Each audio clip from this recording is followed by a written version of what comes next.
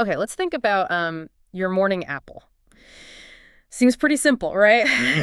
But the journey it took, from flower to fruit is one of the most complex biological stories out there. Forget what you might think you know about reproduction.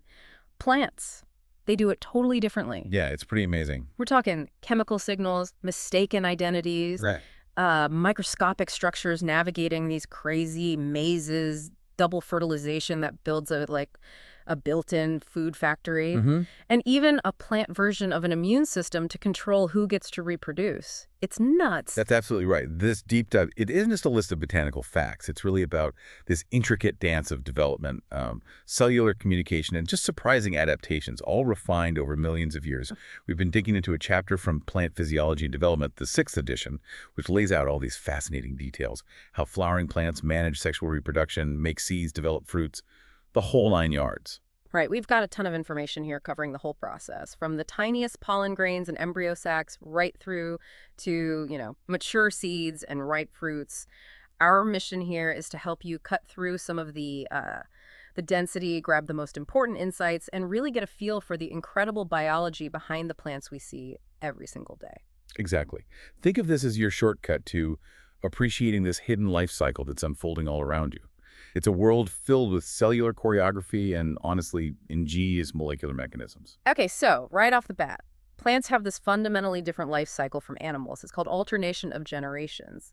What's the core kind of mind-bending idea here? Well, the crucial difference is that plants have two separate multicellular generations running one after the other. There's a familiar plant body you actually see that's diploid 2N, the sporophyte, and then there's a smaller, often microscopic haploid generation 1N called the gametophyte. Okay. And unlike animals where meiosis directly makes sperm or eggs in plants, meiosis in that big sporophyte, Yeah. it produces spores. Spores, right. And these spores don't just swim off somewhere, they divide mitotically to grow into that separate multicellular haploid gametophyte. Exactly. So that's basically the male and female generations, but tiny. Precise. And these gametophytes, the haploid ones, are the ones that then produce the actual gametes, the sperm and egg. But they do it through mitosis, which is another key difference from us animals. Ah, mitosis for gametes. Got it. Then the fusion of a sperm and an egg that's called syngamy that produces the diploid zygote. And that's the very first cell of the next big sporophyte generation. The cycle starts again. And flowering plants, the angiosperms, they add their own really spectacular twist of fertilization that's unique just to them. They do indeed. It's called double fertilization. It's pretty cool. One sperm cell follows the classic path, fertilizes the egg, makes the diploid zygote that'll grow into the embryo. Standard stuff. Okay. But the second sperm cell, it travels a bit further into the female gametophyte and fuses with the central cell, which is usually diploid itself. Two nuclei in there, right? Often, yeah. Two polar nuclei. And this fusion creates a triploid cell 3N, the primary endosperm cell. And that triploid cell isn't just some weird bonus fusion. It's absolutely critical, right? Absolutely critical. That triploid cell develops into the endosperm. That's the essential nutritive tissue, basically the food supply for the developing embryo. Ah, the food packet. Exactly. Mm-hmm. And often for the seedling when it germinates, too. The kind of evolutionary genius here is that this food supply only gets started after fertilization is successful. So the plant doesn't waste resources making food if there's no embryo coming. Smart, efficient. Very. And over evolutionary time, you see this trend where the diploid sporophyte generation, the big plant, becomes dominant in land plants, whereas in simpler forms like algae, the haploid gametophyte was often the main show. Okay, let's zoom into the flower itself. Where are these tiny gametophytes actually put together? The male one, the pollen, that develops in the stamen. Specifically, inside the anther part of the stamen. Usually it has 4 pollen sacs, or microsporangia. The whole process involves, first, meiosis to produce microspores. That's microsporogenesis. Right. Followed by mitotic divisions of that microspore, microgametegenesis. And the end result is that tiny little powerhouse we all know as a pollen grain. Exactly. The mature pollen grain is the male gametophyte. It's basically a delivery package containing typically just 2 cells, a vegetative cell or tube cell. That's the one that grows the tubes. That's the one. And a generative cell, which divides usually inside the pollen grain or the tube to produce the 2 sperm cells. And that package wall, it's not just the simple shell, is it? It's incredibly tough stuff. Oh, not simple at all. It has multiple layers, and the outer layer, the auxin, is built around one of the most resistant biological polymers known. It's called sporopollenin. Sporopollenin, okay. Yeah, this stuff makes pollen incredibly durable. That's why pollen grains can survive for thousands, even millions of years in sediment and are so unbelievably useful for paleontologists studying ancient climates and vegetation. Wow. And if you look really closely at different types of pollen under a microscope, say, the patterns on the outside are like little fingerprints, and they often tell you something about how the plant gets pollinated. Precisely. Pollen that's smooth, maybe lightweight, lacking hooks or spines. Yeah. That's typical for wind pollination, like in grasses. Yeah. Makes sense, right? Helps it travel easily. Yeah. But pollen from insect-pollinated plants often has spines or sticky coatings or really intricate patterns, all designed to latch onto a bee or a butterfly or whatever the pollinator is. Clever. Okay, so that's the male side, formed in the stamen's anther. What about the female gametophyte? Where's she hiding? The female gametophyte, also called the embryo sac, Mm-hmm. she develops tucked away inside the ovule. Ah, the ovule. And the ovule itself is housed within the ovary, which is part of the pistil or carpels right there in the flower center. This is where the female version happens. Meiosis, to produce megaspores, megasporogenesis, followed by mitotic divisions, megagigametogenesis. And just to anchor this for everyone, the ovule, that's what eventually develops into the seed after fertilization happens, and the ovary surrounding it. Becomes the fruit, exactly. We see the beginnings of the ovule as these tiny projections called primordia. They differentiate into structures like the funiculus, that's the little stalk connecting it to the ovary wall. Okay. The nucellus, which is the main tissue where meiosis happens, and the integuments. Those are the protective outer layers that eventually become the seed coat. Gotcha. And what's the most common way that embryo sac actually gets built after meiosis? Is there a standard pattern? There is. The most common is called the polygonum type development. It starts with meiosis producing 4 megaspores, as you'd expect. But usually 3 of them just degenerate. They die off. Okay, so only one survivor. Only one functional megaspore. And that single cell then undergoes 3 rounds of mitotic division. But what's really interesting here is that these nuclear divisions happen without cell walls forming initially. Huh. So it's just one big cell with lots of nuclei. For a little while, yeah. A single cell with multiple nuclei floating around. Then, cell walls form to partition it all up into the final structure. Wild. And that final mature embryo sac, how many cells and nuclei does it typically end up with? The standard polygonum type has 7 cells and 8 nuclei. That's very specific. At one end, the micropilar end, that's where the pollen tube will eventually enter. You have the egg cell. Main event. Right. Flanked by 2 helper cells called synergids. Those 3 together are called the egg apparatus. Then you have this large central cell, usually containing those 2 polar nuclei we mentioned, which often fuse together before or during fertilization. Okay. And at the opposite end, the chalazole end, there are 3 antipodal cells. Their function is a bit mysterious, but they seem important early on, maybe providing nutrients. It sounds like the surrounding maternal tissues, from the original sporophyte plant body, play a really big role in guiding how this embryo sac develops. They absolutely do. The sporphytic maternal tissues, the integuments, the nucellus surrounding the developing embryo sac, they have a greater influence on its formation than the gametophyte's own genes do, surprisingly. Really? Yeah. Experiments with mutants where the maternal tissue is defective show problems with the gametophyte inside, even if the gametophyte's genes are perfectly normal. Hormones like auxin are also involved, helping to decide which cells become what within that early ovule primordium. Fascinating. Okay, so we have the male pollen grain ready to go, and the female embryo sac is mature inside the ovule. The next massive step is pollination, getting that pollen from the stamen to a receptive stigma. Right. And this really highlights a fundamental challenge for plants. Their male gametes, the sperm cells, are non-motile. They can't swim. No little tail. No little tails. Right. So they rely entirely on external vectors to travel. Wind, insects, birds, bats, water, you name it. This reliance is what drives that incredible diversity of pollination strategies we see in nature. And just landing on any stigma isn't enough, right? It needs to be a compatible stigma from the right species, maybe even the right genetic type. Exactly. There's a pretty sophisticated recognition system right there on the stigma surface. Pollen from the wrong species often just fails to stick, or it won't hydrate properly and germinate. Okay. But once it lands on a compatible stigma, it takes up water, hydrates, and then germinates. And it sends out that absolutely vital structure, the pollen tube. The pollen tube, right? That's basically the sperm's transport system. It's like this microscopic tunnel that has to grow through the stigma tissue down the style, navigating its way towards the ovule, which is hidden deep inside the ovary. It's an extraordinary feat of really rapid, polarized tip growth. The pollen tube grows kind of like a guided root hair, extending only at its very tip. The tip's called the clear zone. Clear zone, okay. Yeah, and everything the tube needs, the cytoplasm, organelles, and Right. truthfully, those two sperm cells is concentrated right there at the growing front. Older parts of the tube get sealed off behind by these plugs made of callus. Efficient. Very. And this tip growth is incredibly sensitive. It's regulated by these dynamic changes in ion gradients, particularly calcium ions. Calcium levels actually oscillate at the tip, and these oscillations correlate precisely with the pollen tube's stop-and-go growth spurts as it moves. Wow. And at the molecular level, what's actually driving and guiding this precise tip growth? It can't just be random. No, definitely not random. A key group of players are a unique family of small proteins called GT passes, specifically the ROP subfamily. ROP. ROPs. Yeah. Think of these like molecular switches. They're master regulators of cell polarity and growth at the tip in many plant cells, and they're crucial for the pollen tube. ROP1 is particularly active right at the very tip, and its activity is controlled by a whole network of other proteins and signals. Things like receptor-like kinases on the surface, the production of reactive oxygen species, or ROS. It's all working together to orchestrate that directed elongation towards the ovule.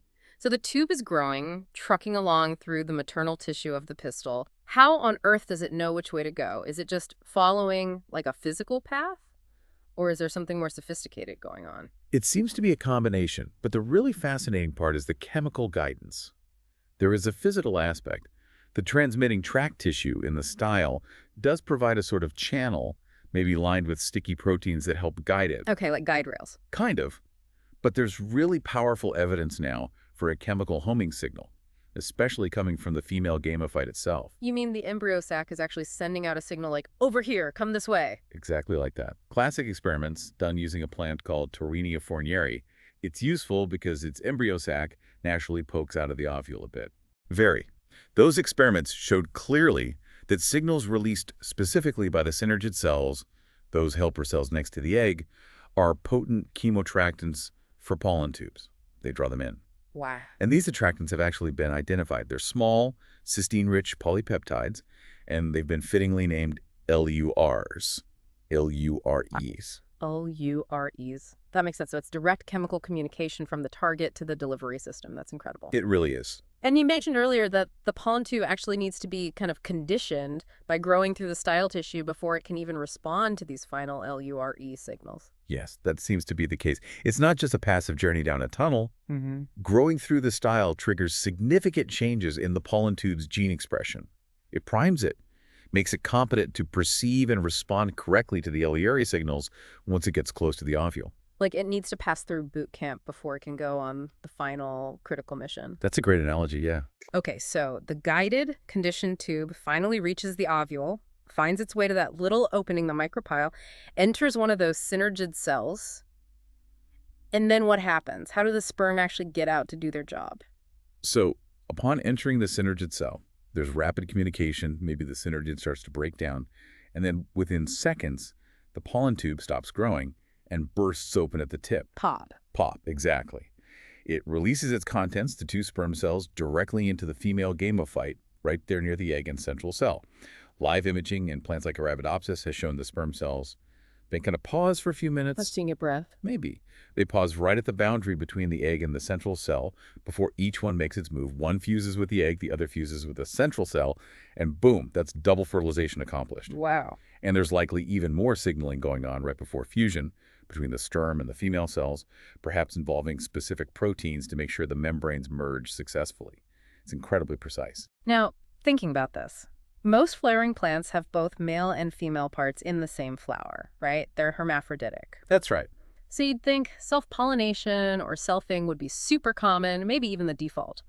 But you mentioned earlier that many plants have evolved these really intricate ways to prevent selfing and promote outcrossing, getting pollen from another plant. Why do that? Yeah, it seems counterintuitive, but genetic diversity is absolutely key for long-term survival and adaptation, especially in changing environments. So beyond just relying on pollinators to happen to bring pollen from somewhere else, plants have developed these internal biological barriers to selfing. Okay, what kinds? Well, some are relatively simple, Yeah. involving the flower structure or timing, Yeah. like dichogamy, dichogamy. That's where the stamens and pistils in the same flower mature at different times. Oh. So either the pollen is released before the stigma is receptive, that's protandry, male first, or the stigma is receptive before the pollen in that flower is ready. That's protogeny, female first. Clever timing. Yeah. Or you have things like heterostyle, where different plants in a population have different flower forms.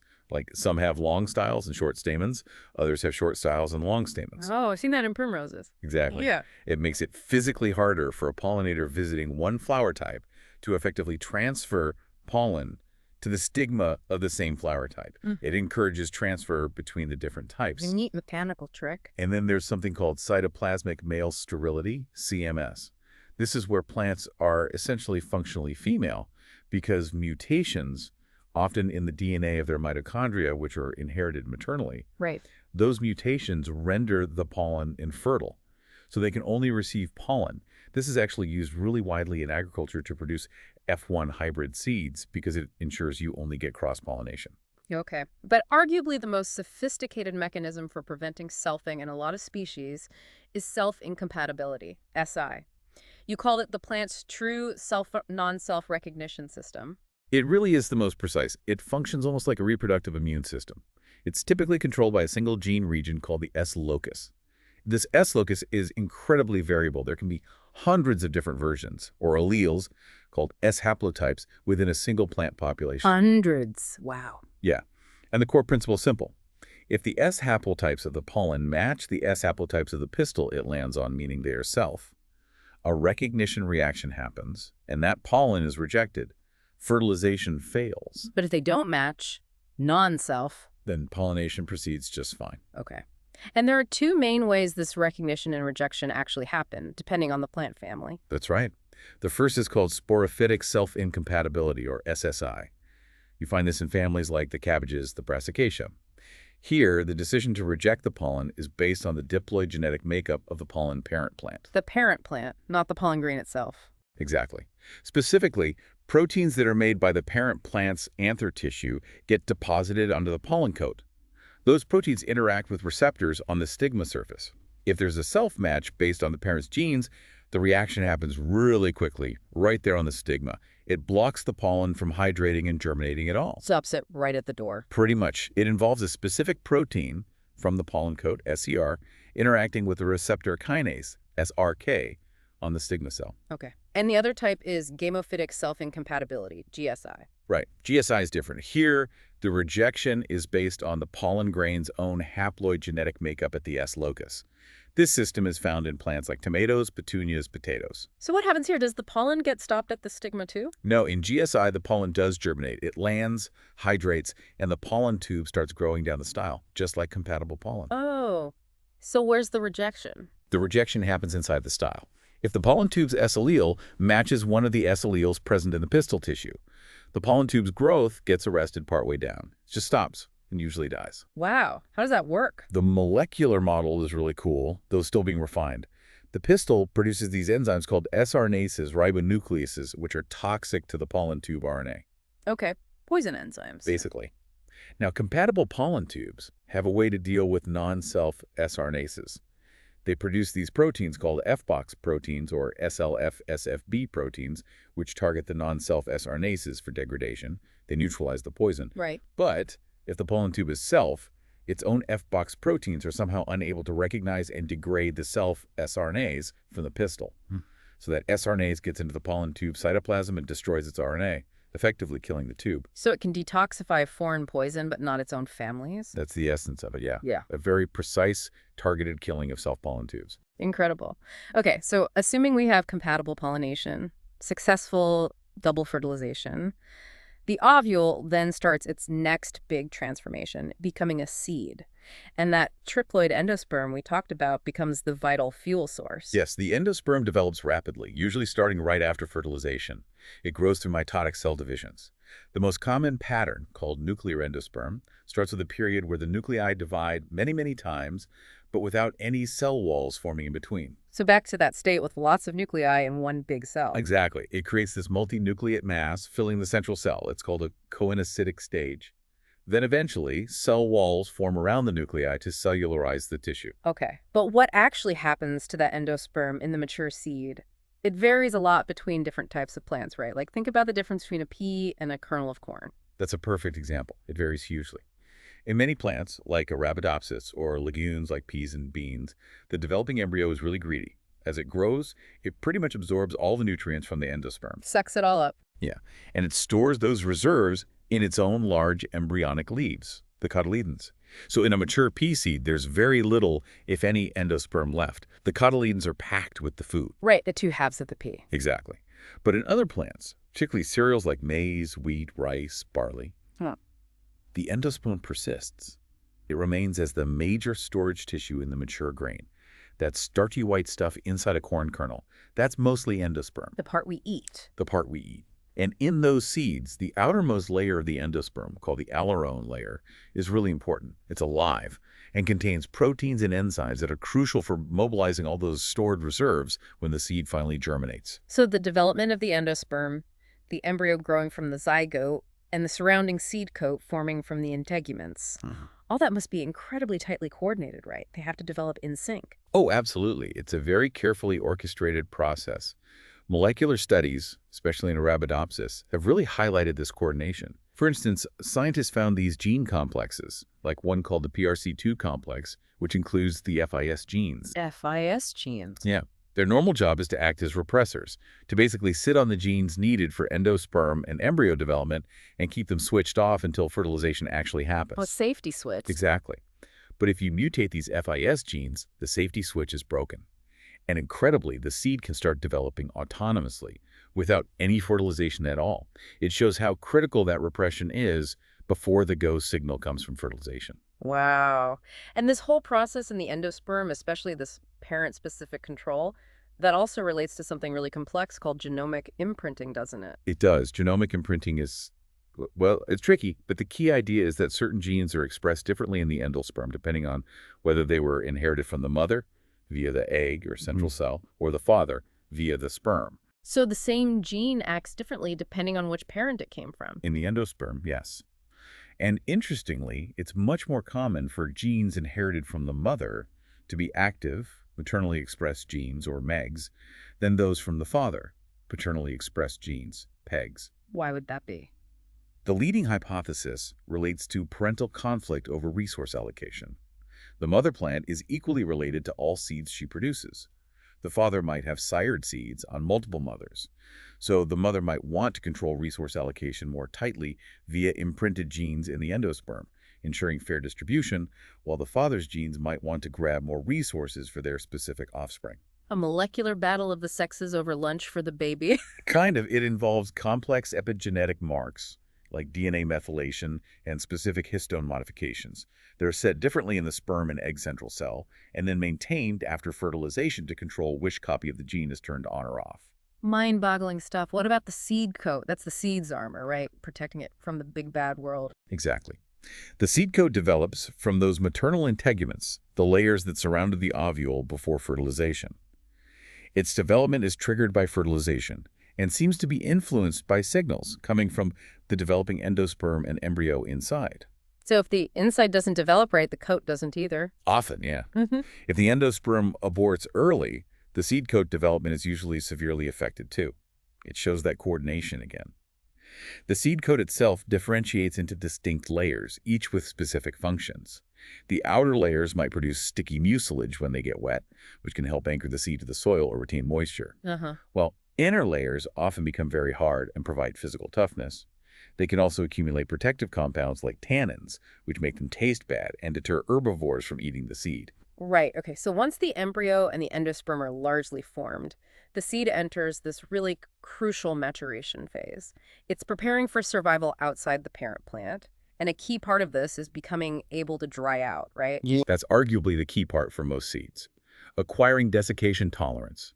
This is an absolutely critical trait for the vast majority of seeds, the ones we call orthodox seeds. Orthodox seeds. Yeah, these seeds can dry down to incredibly low water content, less than 10% sometimes.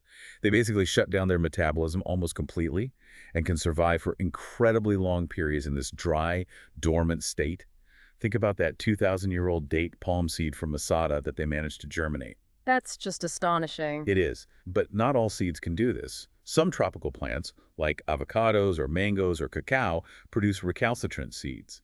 These cannot tolerate significant drying. If they lose too much water, they die. They have to germinate quickly. Okay. So for those orthodox seeds, becoming tolerant to drying isn't just passively losing water like leaving laundry out. It's an active developmental program. Absolutely active. Yeah. It's a highly regulated process. It involves massive changes in gene expression, turning on specific sets of genes, and big shifts in metabolism. And it's largely orchestrated by the plant hormone abscisic acid, ABA. ABA again, it seems to pop up a lot in seed biology. It's central to maturation and dormancy. ABA signaling during late seed development promotes the accumulation of specific protective molecules that allow the cells to withstand drying. And what are those key protective molecules? What do they actually do? There are two main classes. First, sugars, particularly non-reducing sugars like sucrose, and more complex ones like raffinose and stachylose. Second, a unique suite of proteins called LEA proteins. LEA. Yeah, LEA. It stands for late embryogenesis abundant proteins because, well, they accumulate in late embryogenesis during maturation. Makes sense. And these sugars and LEA proteins are thought to work together. As the water leaves the cell, they help the cytoplasm transition into a highly viscous, almost solid, semi-stable state. It's called a glassy state. A glassy state, like actual glass, inside the seed. Not exactly like window glass, but a molecular glass. It's an amorphous solid state. In this state, molecular movement is dramatically slowed down. Think of it like biological matter suspended in incredibly thick honey or molasses. This effectively freezes cellular structures in place, protecting sensitive components, especially cell membranes and proteins, from collapsing or denaturing as water is removed. LEA proteins themselves are very hydrophilic, they like water, and they might act as hydration buffers, holding onto the last bits of water, or interact directly with membranes and sugars to stabilize this glassy matrix. Wow, so it's like suspended animation preserved in sugar protein glass. That's a pretty good way to think about it. And ABA, abscisic acid, is the conductor for this whole desiccation tolerance symphony. Absolutely. If you look at mutants that either can't make ABA or are insensitive to ABA signals, they often fail to accumulate enough LEA proteins and sugars, and they don't develop proper desiccation tolerance. They might look mature, but they die if you dry them out. ABA, acting through specific transcription factors like ABI3 and ABI5, is what turns on the genes needed to make these protective molecules. It's a core survival strategy programmed into the seed. And seed longevity, how long a seed can actually survive in storage, that's tied directly to how well it achieves this desiccation tolerance and enters that glassy state. Precisely. Desiccation tolerance is fundamental for long-term survival. Yeah. Highly impermeable seed coats, which develop during maturation too, also contribute significantly to longevity. They reduce the rate at which the seed takes up moisture from the environment, which can damage the glassy state. And they slow down metabolic activity and aging by restricting gas exchange. Right. But even with all that, longevity varies enormously between species. Some seeds last decades or centuries, others maybe only a few years. Long-running experiments, like the famous Beal seed viability study started back in 1879, are still teaching us about just how long some seeds can wait. Incredible. Okay, finally. After the seeds are developed and matured inside the ovules, the ovary tissue that housed them undergoes its own remarkable transformation. It develops into the fruit. And these structures, fruits, are truly unique to flowering plants, right? That's why they're called angiosperms, vessel seed. Exactly. Fruits are essentially the seed dispersal packages. Their primary job is to get those mature seeds away from the parent plant and into a new location where they might germinate and grow. And they come in just astonishing diversity. Yeah, you see everything. Dry pods that split open explosively, like peas or some beans. Fleshy berries designed to be eaten by animals who then disperse the seeds elsewhere. Nuts with hard shells. Grains, which are actually dry fruits where the seed coat is fused to the fruit wall. You name it. And they can form in different ways too, not always just one flower, one fruit. Right. A simple fruit like a cherry or a pea develops from a single ovary and a single flower. An aggregate fruit, like a raspberry or blackberry, forms from multiple separate carpels within one flower. And a multiple fruit, like a pineapple or a fig, actually develops from the fusion of ovaries from multiple flowers packed closely together. Huh. Okay. But we're probably most familiar with those fleshy fruits that undergo that really dramatic process we call ripening, things like tomatoes, berries, peaches, apples, banana. Right. And a huge amount of research, particularly using the tomato as a model system, has focused on understanding exactly how ripening works. Fleshy fruit development itself often involves a phase of cell division, followed by a massive phase of cell expansion, which is what makes the fruit get so much bigger. They swell up. They really do. Hmm. And then ripening itself kicks in. It's not just decay, it's a highly coordinated, genetically programmed developmental process involving dramatic changes across the board: metabolism, structure, signaling. Like the really obvious color changes we see, green to red or yellow or purple. Exactly. That's usually due to the breakdown of the green chlorophyll pigment, unmasking other pigments, but more importantly, the massive synthesis and accumulation of new pigments. Mm. Carotenoids are a big one. They give the reds, oranges, and yellows. Lycopene is the famous red carotenoid in tomatoes. Oh, I like a peen. And anthocyanins are responsible for the blues, purples, and deep reds you see in things like blueberries or plums. These pigments are synthesized through specific complex metabolic pathways that get switched on during ripening. And the softening. That's pretty obvious, too. When a fruit ripens, it goes from rock hard to squishy. Yeah, softening is crucial for texture, and often for releasing the seeds or making the fruit attractive to eat. It's due to the coordinated action of many different enzymes that attack and break down the components of the plant cell. Walls, pectins, cellulose, hemicelluloses, the specific cocktail of these wall-modifying enzymes, and when they act, determines the final texture of the ripe fruit. Is it soft and juicy like a peach, firm and crisp like an apple, or even mealy? Right, and of course flavor, that huge change in taste and smell. It's not just sweetness, is it? No, sweetness comes from the conversion of starches to sugars, and often a decrease in acidity. But the aroma, the complex flavor profile, comes from the production of a whole bouquet of volatile organic compounds. Volatiles, the smell molecules. Exactly. These are absolutely key.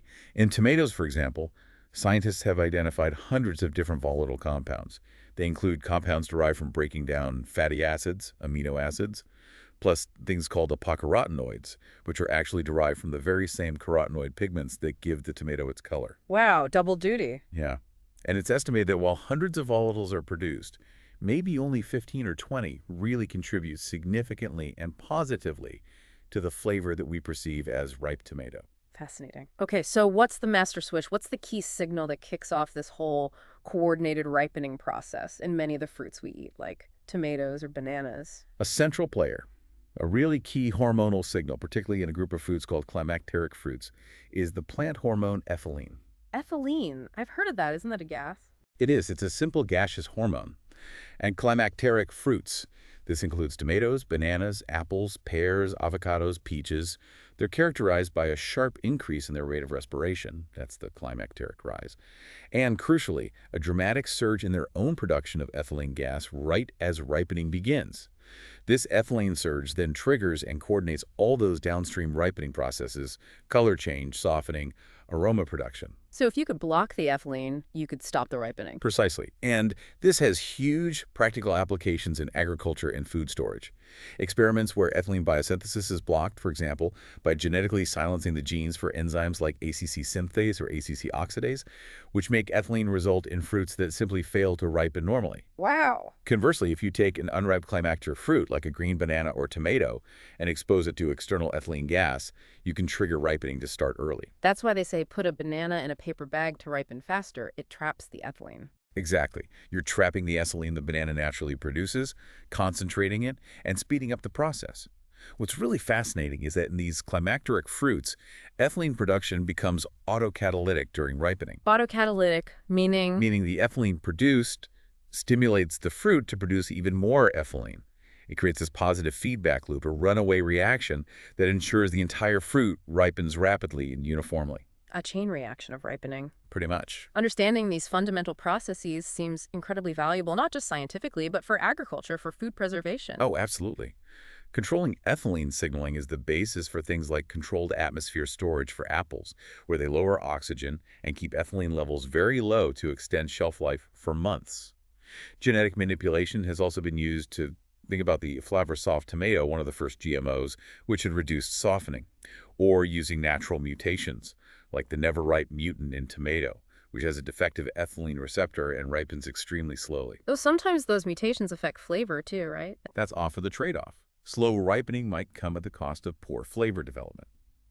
So the modern goal, now that we have sophisticated tools like genome sequencing and gene editing, is to use this detailed molecular understanding to target specific traits more precisely.